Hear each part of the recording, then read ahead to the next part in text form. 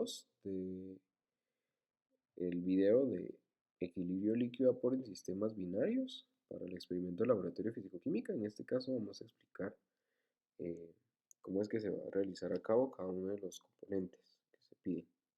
Esto de forma un poco muy resumida porque ya tienen un poco explicado esto en tanto las lecciones de repaso como en el manual. Entonces, la primera parte que se les menciona, puede que lo tengan después o puede que lo tengan antes, es la calibración. Estas calibraciones que se van a llevar es con respecto al índice de refracción. Pero, ¿a qué se refiere una calibración? Lo vamos a ver. ¿Cómo accedemos a la calibración? Para acceder a la calibración, pues iniciamos en la página principal que nos indica el manual. Luego pues, nos dirigimos al hacer clic sobre el sistema acetona-benceno, nos va a aparecer esta pantalla y vamos a hacer clic sobre agregar punto y proceder a los cálculos. Luego pues nos aparece esta pantalla como que si fuera de error, a la cual le damos Save en Download Selected Data y pues vamos a obtener esta nueva pantalla en la cual nos tira si queremos descargar o queremos seguir. En este caso le damos Next y vamos a obtener esta pantalla en la cual pues ya vamos a poder ingresar los volúmenes para obtener y medir el índice de refracción. Este índice de refracción pues lo pueden medir de acuerdo a las composiciones que ustedes deseen. ¿En qué consiste la calibración? Pues la calibración se conoce como un proceso de establecer una relación entre una variable de respuesta medida, que en este caso vamos a utilizar el índice de refracción. Puede ser incluso cualquier otra respuesta de un instrumento. En espectrofotómetros, por ejemplo, utilizan absorbancia con respecto a una variable independiente. En este caso es definida en valores estándar. Entonces, en este caso de ejemplo, utiliza concentración y utiliza valores definidos. 2, 4, 6, 8, 10. Entonces, ¿cómo determinar si una variable es independiente o no? En gráficas o en experimentos, pues tiene valores definidos por intervalos. Entonces vamos de 2 a 4, de 4 a 6, de 6 a 8 y de 8 a 10. Y en esos valores es en los cuales se va a obtener la respuesta de la variable que se desea medir para calibrarla y determinar si esta es pues, lineal o no y también obtener su modelo. Entonces vamos a ver un ejemplo de una curva de calibración. El caso que les pongo es el grado de apertura de una válvula. Entonces imagínense que tienen una válvula en la cual pues ustedes al abrirla pueden abrirla entre 45, 90 y 180 grados. Entonces, si definimos el grado de apertura en grados entre 45, 90 y 180 y medimos el caudal que sale y obtenemos esos valores, pues podemos relacionar esos valores. Entonces, no es necesario que quede exactamente lineal porque obviamente no se va a cumplir. Y así es como se relaciona. Esta línea de acá es la línea de regresión que ustedes van a obtener luego de relacionar eh, las dos variables entre grado de apertura de la válvula y caudal. Si se preguntan un poco cómo miden el caudal, pues creo que ya lo han visto, de que pues si tienen una válvula en la cual está un chorro, por ejemplo, pueden medir el volumen, por ejemplo, 10 litros,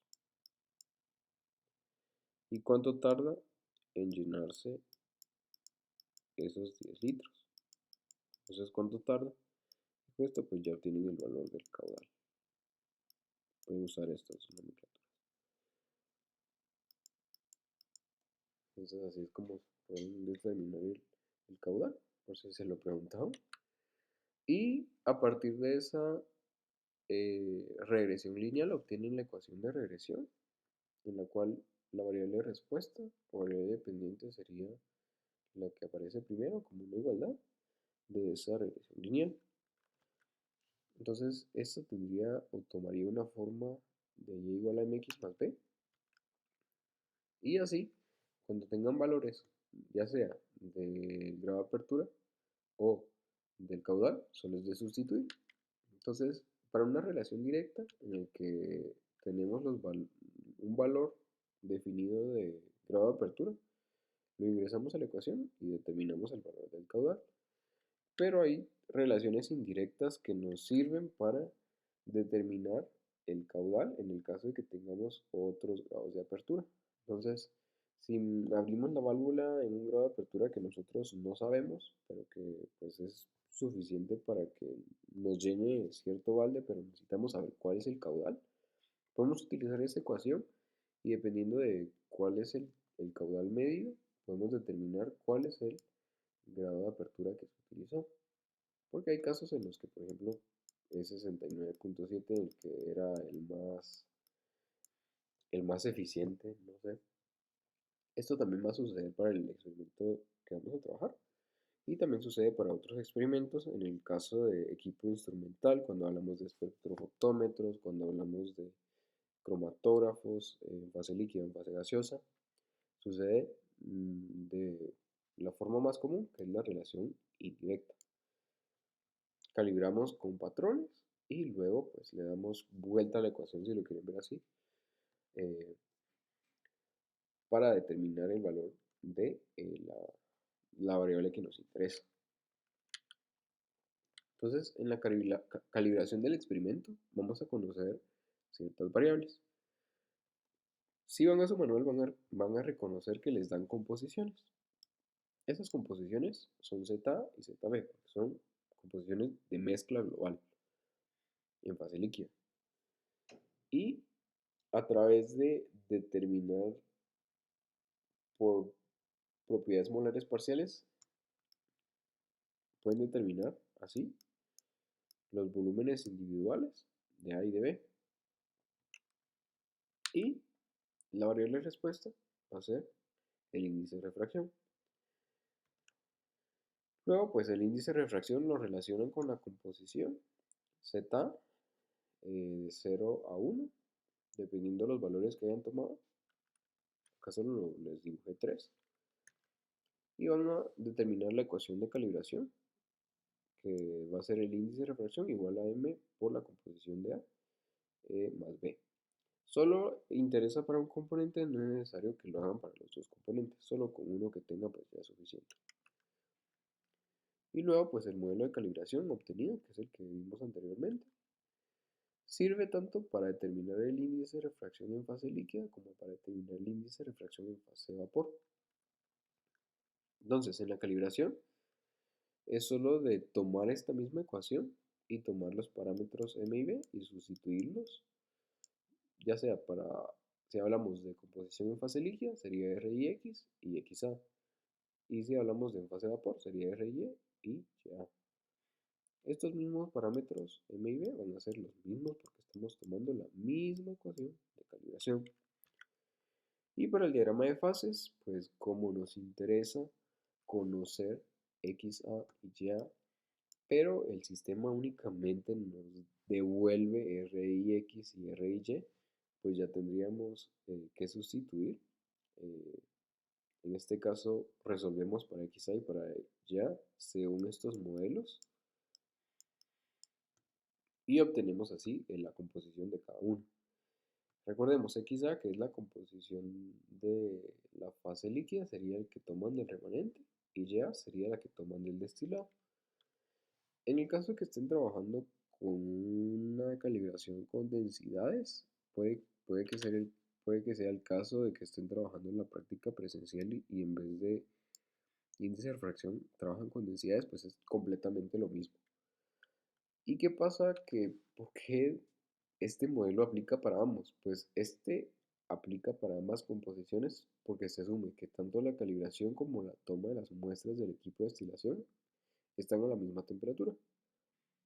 Entonces quiere decir que este modelo que se calibró puede ser que se haya llevado a 25 grados Celsius y al tomar el remanente y el destilado estaban a la misma temperatura, cumplen y es posible determinar la composición a través de esta misma ecuación, porque están en las mismas condiciones. Entonces, si no están en las mismas condiciones, no van a cumplir y van a obtener resultados un poco más imprecisos. Perdón, un poco más inexactos, porque no van a ser valores reales.